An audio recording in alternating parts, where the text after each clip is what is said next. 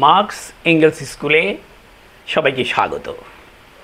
Morris কনফোর্তের syllabus অনুসারে আমরা marks, angles এবং লেনিনের পার্টি সংগঠন সম্পর্কিত চিরায়ত রচনাগুলির উপর আলোচনা শুরু করেছি। আজ আন্তর্জাতিক শ্রমজীবী সমিতি বা ইন্টারন্যাশনাল ওয়ার্কিং মেন্স অ্যাসোসিয়েশনের উদ্বোধনী অনুষ্ঠানে মার্কসের লিখিত ভাষণ নিয়ে আলোচনা করব। 1864 সালের 28শে সেপ্টেম্বর লন্ডনের সেন্ট মার্টিন হলে কার্ল মার্কস যে উদ্বোধনী বক্তব্য দেন সেটি পরবর্তীকালে দি ইন্টারন্যাশনাল ওয়ার্কিং মেন্স অ্যাসোসিয়েশনের উদ্বোধনী ভাষণ নামে পরিচিতি পায়। এই ভাষণ শুধু একটি সংগঠনের ঘোষণাপত্র নয়, এটি শ্রমিক শ্রেণীর আন্তর্জাতিক ঐক্য, সংগঠন ও শ্রেণী সংগ্রামের এক মৌলিক তাত্ত্বিক দলিল হয়ে দাঁড়ায়।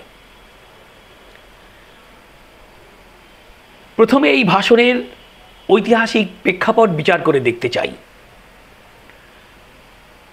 1860 সালে ইউরোপে শিল্পপুঁজির বিকাশের সঙ্গে সঙ্গে শ্রমিক শ্রেণীর আন্দোলন দ্রুত গতিতে বাড়তে থাকে। ইংল্যান্ড, ফ্রান্স ও জার্মানির শ্রমিকদের মধ্যে একে অপরের অভিজ্ঞতা বিনিময় এবং ঐক্য গড়ে তোলার প্রয়োজন দেখা দেয়। এই প্রেক্ষিতে 1864 সালে ইন্টারন্যাশনাল ওয়ার্কিং মেন্স অ্যাসোসিয়েশন গঠিত হয়, যা ফার্স্ট ইন্টারন্যাশনাল বা প্রথম আন্তর্জাতিক নামে পরিচিত। সংগঠনের কর্মসূচি ও সাংগঠনিক নিয়মাবলী রচনা করার দায়িত্ব দেওয়া হয় কার্ল মার্কসকে। মার্কস ছিলেন এই সংগঠনের মূল খসড়া রচয়িতা এবং এর তাত্ত্বিক নেতা। উদ্বোধনী ভাষণে কার্ল মার্কস শ্রমিক সংগঠনের নৈতিক, রাজনৈতিক, অর্থনৈতিক এবং সাংগঠনিক দিকগুলোকে একত্রে স্থাপন করেন। এখন সংগঠন প্রসঙ্গে মার্কসের মূল ভাবনাগুলির দিকে দৃষ্টি দেওয়া যাক। প্রথমত, মার্কস তার এই ভাষণে বলেন, শ্রমিক শ্রেণীর মুক্তি তাদের নিজেদেরই অর্জন করতে হবে। এখানে মার্কস দেখাতে চান শ্রমিক সংগঠন কোনো দান বা দয়া নয়, এটি শ্রমিক শ্রেণীর আত্মমুক্তির হাতিয়ার। দ্বিতীয়ত, মার্কস বলেন শ্রমিক সংগঠন হল শ্রেণী সংগ্রামের রাজনৈতিক রূপ। মার্কস উল্লেখ করেন এই ভাষণে এই ধরনের উন্নতির জন্য শ্রমিকদের বিভিন্ন দেশের সহযোগিতা অপরিহার্য।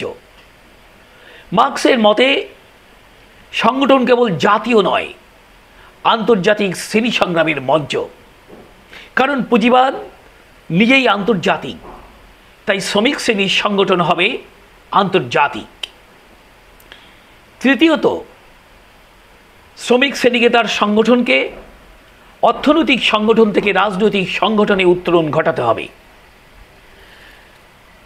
মার্কস শ্রমিক ইউনিয়নের সীমাবদ্ধতা নির্দেশ করে এই ভাষণে উল্লেখ করেন, ট্রেড ইউনিয়ন শ্রমিক শ্রেণীকে সংগঠিত করার ক্ষেত্রে মহৎ ভূমিকা রেখেছে, কিন্তু তাদের এখন শিখতে হবে কিভাবে তারা শ্রমিক শ্রেণীর পূর্ণ মুক্তির স্বার্থে সংগঠন হিসাবে সচেতনভাবে কাজ করতে শিখবে।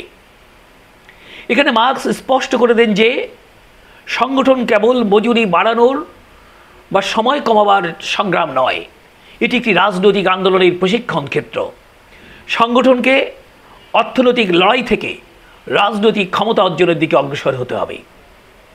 এই জন্য মার্কস শ্রমিক শ্রেণীকে তাদের নিজস্ব পার্টি গঠনের তাগাদা দেন। ভাষণে মার্কস এই জন্য উল্লেখ করেন, মালিক শ্রেণী দ্বারা গঠিত সমস্ত পুরাতন পার্টির বিপরীতে একটি নিজস্ব স্বাধীন পার্টি প্রতিষ্ঠা করা ছাড়া শ্রমিক শ্রেণী একটি শ্রেণী হিসাবে কাজ করতে পারে না। চতুর্থত, মার্কসের কাছে সংগঠন হল শ্রমিক শ্রেণীর আন্তর্জাতিক সংহতির মাধ্যম। এজন্য মার্কস উল্লেখ করেন, বিশ্বের শ্রমিকদের ঐক্যই তাদের বিজয়ের প্রথম সত্য। এই নীতিই পরবর্তীকালে দুনিয়ার মজদুর এক হও এই স্লোগানে রূপান্তরিত হয়। মার্কস উল্লেখ করেন এই স্লোগান সংগঠনের সবচেয়ে গভীর রাজনৈতিক দর্শন পুঁজিবাদী রাষ্ট্র ও জাতীয় বিবিধের ঊর্ধ্বে শ্রমিক ঐক্যকে ঊর্ধ্বে তুলে ধরে। পঞ্চমত, সংগঠনের নৈতিক ও ঐক্যবদ্ধতার ভিত্তি হিসাবে মার্কস উল্লেখ করেন শ্রমিক শ্রেণীর সাফল্য নির্ভর করে তাদের পারস্পরিক সংহতি ও একে অপরের প্রতি বিশ্বাসের উপর। মার্কসের এই বয়ান কেবল তাত্ত্বিক বয়ান নয়, এটি নৈতিক বক্তব্য। সংগঠন কোনো যান্ত্রিক ব্যবস্থা নয়, এটি পারস্পরিক আস্থা, বিশ্বাস ও সহযোগিতার নৈতিক বন্ধন। মার্কসের এই সংগঠন ভাবনার বিরাট দার্শনিক তাৎপর্য আছে। মার্কসের উদ্বোধনী বক্তব্য কেবল একটি রাজনৈতিক দলিল নয়, এটি ঐতিহাসিক বস্তুবাদী সংগঠন দর্শনের আত্মপ্রকাশ। এর মাধ্যমে মার্কস তিনটি মৌলিক নীতি তুলে ধরেন।